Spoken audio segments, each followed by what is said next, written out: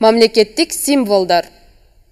Кыргыз Республикасынын туусу 1992 жылы кабыл алынган. Туунун түсү кызыл.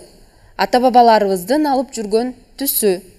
Негизги белгилери Бооз үйдүн түндүгү жана күн. Түндүк жашоонун, үй бүлөнүн, ынтымактын, элибиздин көчмөндүк тарыхынын символу. Күндүн чачыраткан 40 алтын нуру элибизге тегиз чачырап турат. 40 деген сан аркылуу элибиздин аты 40 жана биздин эл куралган 40 уруу туюнтулат. Кыргыз Республикасынын герби 1994 жылы кабыл алынган.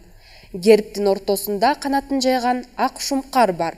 Артында Ысык көлдүн, Ала тоонун, алтын нурдуу күндүн сүрөтү тартылган.